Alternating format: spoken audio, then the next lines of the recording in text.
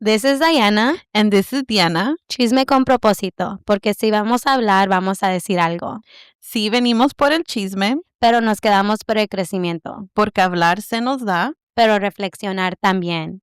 Because if we're gonna talk, we're gonna say something. Hello, buenos días, buenas tardes. Happy, what are we on? Saturday? Saturday, yes. Yes, well, we're recording now our episode 6. So, starting off with saying, ¿Cómo estamos? So, Diana, ¿cómo estás? I feel like I've been going through it, but I'm good, recovering from a bit of a crazy week with work, personal life outside of that, trying to get back into the groove of things. But I'm okay. It's a shit show, y'all. You should see her now. But you know what? I feel like I keep telling Diana, you said raw and unfiltered, Diana. So, be raw and unfiltered. Say it how it is. Yeah. So, again, we continue with our weekly chisme. So, as we mentioned last time, we are currently in Mercury retrograde. It's rough. Yeah, dude. It's rough. I'm like, when is this going to end? Yeah. On Friday. Yeah. Friday is el último día. So hopefully, we get out of this funk that we're in. Well, yes. And so tying into Mercury retrograde, hopefully by next Friday, I stop missing my situationship. That is really my weekly chisme. Oh my God. But you know what? It's okay. I feel like that's part of life and dating. Mm-hmm. And, nos dominan las pinches estrellas, dude. But a ver, what's yours? I think mine is the other way around. I think mine ended. What ended? Whatever it was, a situationship, whatever, dating, whatever it was.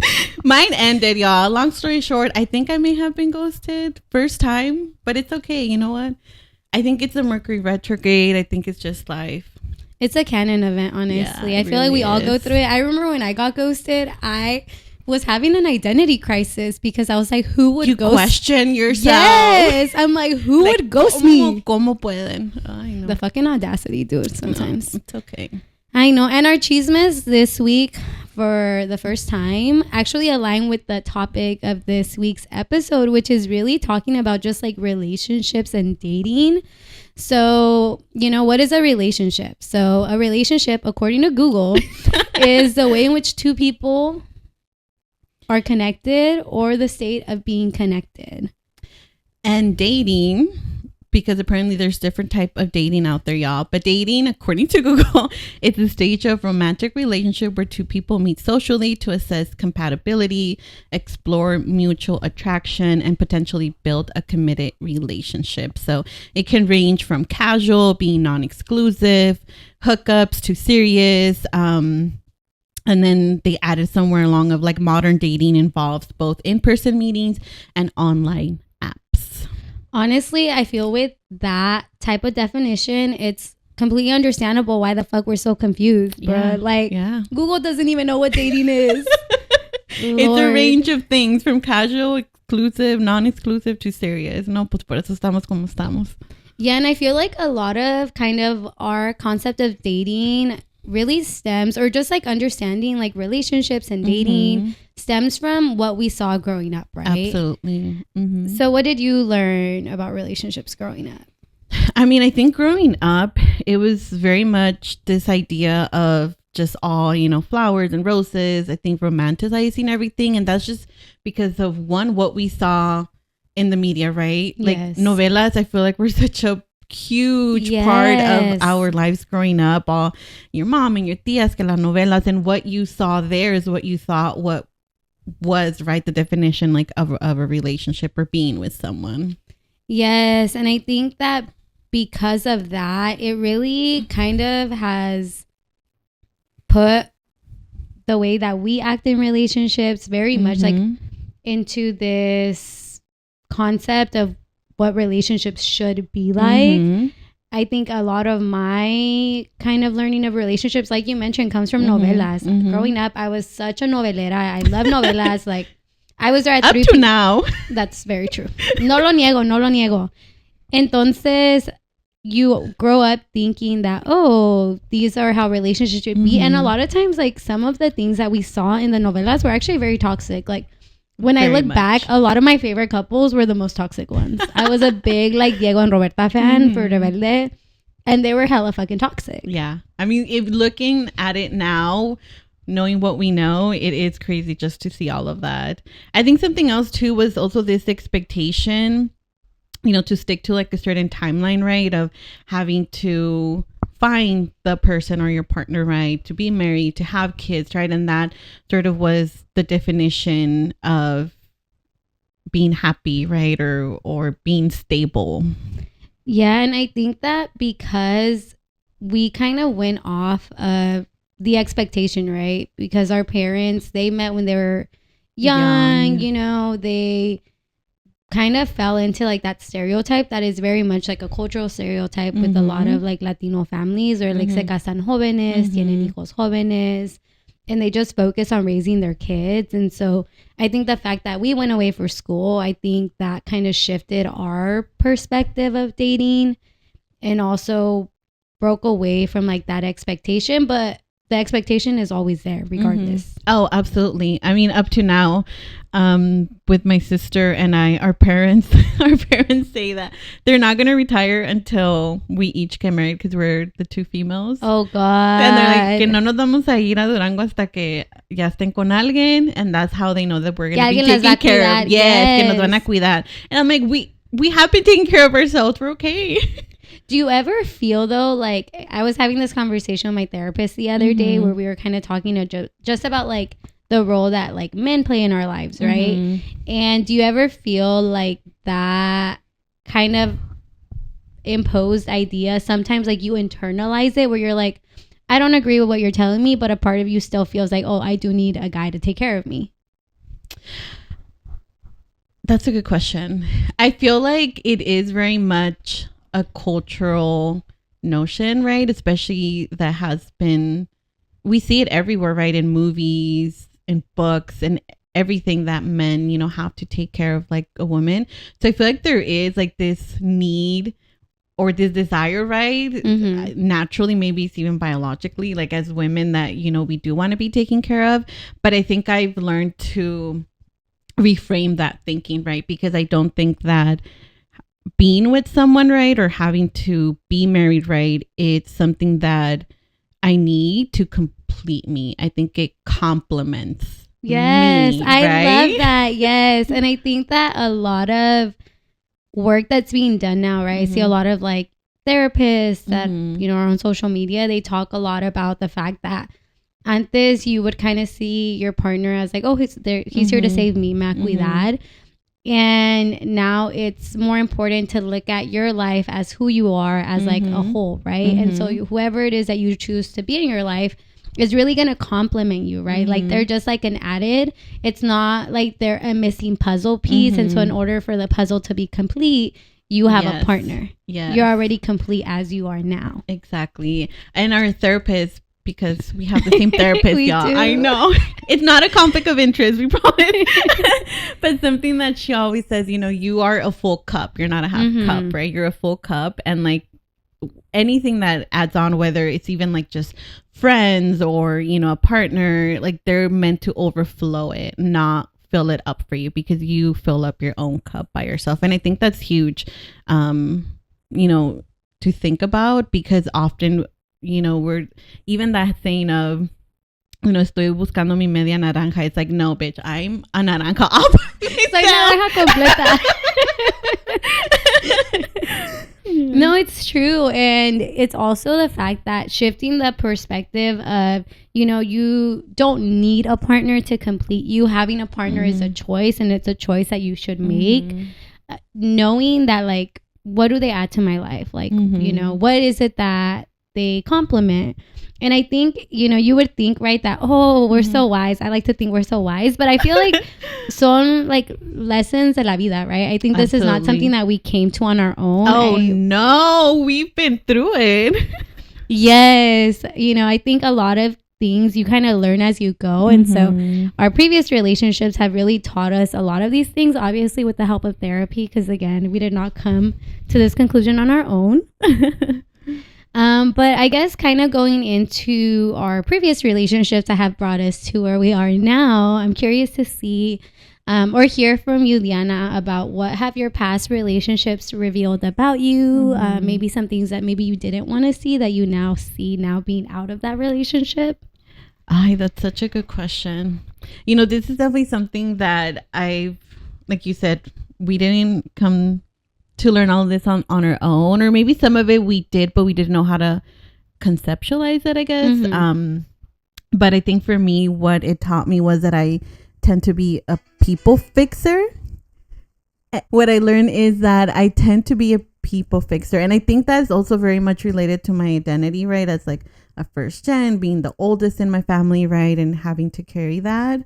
But I naturally always want to help people, support them, be there for them. And sometimes even at the cost of like my own needs. So putting them, before that and setting myself aside just to make sure. I think also I've learned a lot that I sometimes stick so much to like the potential, right? And not the actual like facts and where it is now. So that's something that I've learned from my previous one as well. And I mean, a lot of it, I feel like I'm still learning to understand and like work through it, right? And something that our therapist always says is that, you don't have to be 100% like healed to then be and go and find someone, right? You sort of like heal through meeting other people, right? Because it's through those interactions that you sometimes find what triggers you and where you should be, maybe correcting yourself or identifying, right, what's coming up for you. Yeah, and it's crazy because you don't really think about how your upbringing also shows up in your relationships. Absolutely. And that was something that like I really learned through therapy, like you mentioned, right? Where you're like, oh, the role that you play in your family plays a big part in, how you are in your relationships. And I remember like when I was going to therapy, that was something that I also didn't realize until I was like, oh shit, like you're right. I play like the role of like the family manager. I feel like I have to be in control of everything. Entonces when you're like in a relationship and you're realizing like, oh shit, like this, you just see a lot of these patterns kind of show up and you're like, oh my God, like how is this showing up in my relationships, right? Yeah. Because when I think about like what I've learned, like I think the one that I always talk about is one, like politics, right? Which is something we talked about in a previous episode about like dating, or not dating, but like politics. And like, for example, for me, it's like very important now I realize that I have to be with someone who aligns politically with me, because I'm not interested in having a conversation about like why you should care about what's happening with other people. And that was something that I learned in my previous relationship. And I think also, like you mentioned, I tend to very much look at people's potential and I'm like, oh my God, he could be such a great person. Oh my God, he has so much potential.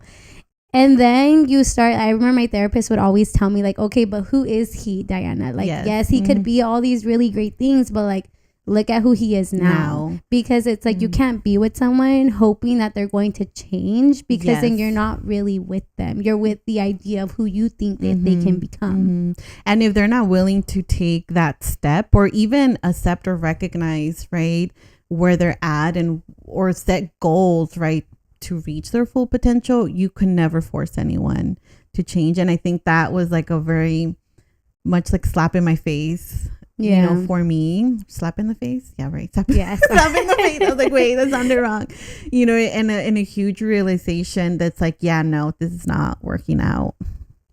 And I think relationships are also like you grieve, like as you get to the stage in your in like the relationship where you're like, okay, like esta relación ya no da pa más, like hasta aquí llegamos. Something I've learned is that women grieve while they're in the and I think that's a common pattern that we tend to grieve while we're in the relationship. And I look back to like the relationship that I was in and I'm like, oh shit, like I was really like grieving, like I was already like one foot out the door while I was in the relationship and still saying like, oh, I want to make this work, but like internally we know. I feel like uno siente the sixth sense of a woman, because you know that this is done, but again, you hold on. I think another right expectation, or just this idea of like, oh, all this time that we've been together, the commitment, right? Like we should keep working towards something. But I think we always get that feeling like, no, this is it. Yeah. That cabrón, dude, honestly. But I feel like part of being in relationships and like even dating is looking at it as an opportunity to learn more about yourself. I think something my therapist has also told me is that when you go on a date, don't look at it as like, like don't look at it as like they're interviewing you or they're like trying to get to know you. Like you also try to get to know them, but also try to get to know more about yourself. Like as you're meeting them, like ask them questions that you're like, oh, what did you learn from your past relationships? What did you learn from your past relationships? I remember like we talked about this last time, how like I've gone to like a few speed dating events, and I remember like the first speed dating event that I went to, I was getting asked like these questions about like, what are you looking for in a partner? Like very like specific questions. And I was like, oh fuck. Like, I don't even know what I'm looking for in a partner. Why am I out here trying to say? And yet we're over here in the speeding event. Yeah. So I think that's why it's important, right? That's why our therapist had us do like the non-negotiables, right? Like, what are we really looking for? What are the things, like for you, politics is one of them, right? Obviously. But having like your list, sticking to that list, right? And asking questions where you get to learn more about that person and how they can be compatible with you. So talking about our list, Yana, give me 3 things that are on your list. What's on my list? On my non-negotiables list, they're not in this particular order. I'm just gonna name 3. And there's more than 3. I'm just curious. Yeah, there's more than 3 for sure. But I think one, definitely being family oriented. I think that's really important to me. Making sure that like they're able to get along with my parents, with my siblings, and there's a lot of like family events, que carne asada, whatever. So I think that is really important to me, and for them to also have a good relationship with their family and whatever the definition of family is for them. The other one is that this one's huge for me. They have to love to dance just like me, because I love to dance. So tienen que very ser specific bailadores. Yeah, I know. and they tienen que ser bailadores. And then I think one of my third ones, just being, I think, being empathetic, and I think that's related to like emotional intelligence, being able to be self-aware, right? Be aware of others. I think being empathetic, compassionate, just caring for the human race, and for what we're doing now for the future generations as well. That definitely was more than 3. I know. I went on. But you know what? I love it. It's better. I feel like something else my therapist tells me is you can't be dating with like no concept of what you're looking for, because then you're going to accept like anything that comes in front of you, because you don't know what you want. And I say this as someone who is like that, right? Where I'm just like, you're like, I'm always open to like anything and everything. We're very accommodating. Very accommodating to a fault, unfortunately. But I guess lucky for others. Pero no, yeah, it's important to have your list, and it's important to go back to your list, and your list will change as you go on more dates. I think that there are things on my list that I didn't think about adding to my list until I like went out with someone, and I was like, oh, you know what, this is actually like a deal breaker for me, or this is a non-negotiable for me. So you kind of have to date around. You can't just date one person, because then you're not really learning anything about yourself, about others. There's a lot of fish in the sea. Yes, some of the fish are not great. But wait, so what are your I mean, I know one of them, right? Politics, alignment in politics. What are your other non-negotiables? They have to be 5'8". They have to be taller than 5'8". That's a specific that's specific to, they have to be taller than 5'8". I think they have to be very I think they have to recognize the importance of like education. As someone who works in education and is like very big on it, I would want to be with someone who understands like the importance of it. You don't have to do work that aligns with what you studied, but like recognizing that like education plays a big role in just like furthering like ourselves and our community and others. So I think that's a really important thing for me. I would say the second thing, kind of similar to you, is that they have like a good relationship with their family. I think because I am kind of like the family manager in a sense, and I am the one that like my family always reaches out to. I feel like I would want to be with someone that understands that. Because I feel like I did date someone who like didn't understand that, and he would always be like, well, why do you feel like you have to be there? Like, why do you have to drop everything for your family? And so it's kind of, I'm not a fan of being questioned. Like, I don't want to be questioned about things that like to me are like human nature, like caring for others, like caring for my family. And so those are things that I would want a partner to like understand and even like align in those ways. Because those are things that are very much like a part of my life. Absolutely. I love those. Yeah. All right. So as you've heard us talk, right? Obviously we didn't get to a lot of this on our own. So one of the other things that we have on here is how has this evolved as you've gotten older? So kind of thinking of relationships, dating, has it changed for you? I think for me, there's been a lot of like just reshifting in defining what is a relationship, right? What does date now, you know, that I've been single for some time, even redefining what dating is. What does that mean for me? And I think also just a lot of shifting and learning along the way. What about for you, Diana? What have you learned? Ay, lo que me falta todavía. I feel like something that I've learned is that I don't know. I feel like I'm still kind of learning. I think I'm learning to... I think one of the things I've learned is like the importance of having a life outside of your partner. I think... Love that. And I feel like that's something that I actually have always done. I think it's something that... And I'm so grateful for it because you realize when you leave a relationship... I feel like I've seen this with others. And so that's why it's something that I've learned through just witnessing... when other people, when their relationship is like their entire life, right? And they're always with their partner.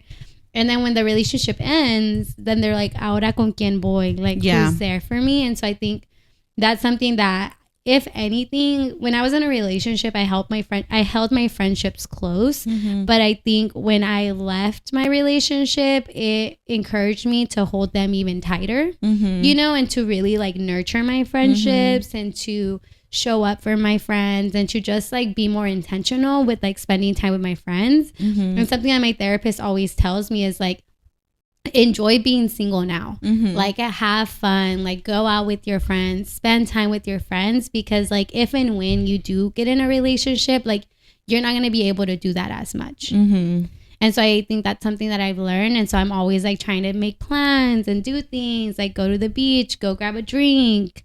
Obviously when I grab a drink with Diana, it's never just one drink, which is why I never go grab drinks with her, because she does not know how to say no. That'll be a conversation for another episode. But point is, right, like the importance of like nurturing your friendships. And it's crazy that you would think that a relationship would teach you that. But I think relationships teach you more than just like partner relationships. I think that's huge, and that's something that I feel like I've been working on over the past couple months, because let me tell you all, I don't like being single, and I feel like I'm struggling with it, but that's just because I was in a relationship for so long, and that's something that even in talking with therapy, she's like, yeah, of course you're gonna feel weird because you were in it for so long. So I think continuing to learn just the importance of like priorities, of boundaries as well. And then I think I don't know, there's a lot of like societal expectations, right? But I think redefining and knowing that it's more about what actually feels like healthy and right for me, right? And whatever feels right for you at that time. So it's a work in progress, y'all. Yeah. And I think, again, like going back to, you know, like when I'm saying like you have to date multiple people, it's also important because you need to see that there's like other things out there than just what you know. I remember like the first time I like really dated someone, because I feel like in college I did not really date in college. I was just like, I'm just here for a good time, not a long time. Like, you know, I was like, quiero divertir, quiero tomar, all that good stuff. Don't tell my mom. But when I when I ended up dating someone, and it was like the first time I attempted to seriously date someone, and then I feel like me acostumbré to certain things, like you mentioned, right? You get into this routine of like you talk every day, you text every day, like things that just become so natural to you, and when the relationship ends, you just feel like, oh my God, like now what do I do with my time? And then when you try dating again after your previous partner, you think that the things that you did in your previous relationship are normal. Yeah. So you expect them to also communicate with you all the time, to text you all the time. And I remember that was something that I experienced. And then through therapy, I was like, wait, like this is not normal. Like, why do I get anxious when they don't text me back? And so then I had to kind of work through that and be like, oh, you know what? Like, actually, I was like, this isn't like, I shouldn't be anxious. Like, I shouldn't be expecting these things. So then you have to unlearn what you did in your previous. Yes. So it's also, it's just crazy. But it's like, these are things that you will not learn unless you date. You go through it. So like Isaura, like our therapist Isaura said, it's very much, sometimes I be telling her, I'm like, Isaura, I be sharing like the things that you tell me, porque si yo no las escucho, a lo mejor otra persona las escucha. But yes, like that's why you should date while you're healing, because it's like as you're healing, like you are seeing like what other patterns are showing up that they're not going to show up if you're just single and not doing anything. Yeah. Very true. Very, very true. And so we kind of want to maybe we'll end with this of, I guess, like for people that are ending a relationship, what advice can we give them? And we're no experts, right? We're no experts. We're just, sharing our experience. We're just girls. We're just girls. What's a good relationship advice? I think one for me would be just to trust your gut. Trust your gut. I think our bodies sometimes tell us, what we already know. And it's like always a battle between like your mind and your heart, right? But trust your gut. Take it at your own pace, right? There's a lot that's out there within like media and even what we're talking about, right? This is just our single experience, but you're on your own pathway as well. There's going to be a range of emotion. You're going to go through the grief, through the sadness, the guilt, but then clarity and growth comes after. And I think that's, the nice feeling of it all. Oh my God, print that on a postcard and send it out. I would say for me, it's knowing that there's no specific timeline. I think that very much we feel this like pressure of like, by this age, I should be with someone. By this age, I should have kids. And so sometimes those same ideas put us in situations that like, or make us stay in situations longer than we should. And so I think my advice is just like, don't have like a timeline, like just like go with the flow, trust, like you said, trust your gut. I think that was something that I had to learn through therapy, because when you're in not a great relationship, you learn to like go against your gut because you think that your gut is lying to you. But I think just knowing that like everything is going to work out, as it should, and like todo a su tiempo. Exactly. Todo tiene su tiempo, yeah. Yes, but hopefully you all enjoyed this episode. We want to thank you again for listening to Chisme con Propósito, where the tea is hot, the takes are unfiltered, and somehow we still make it make sense.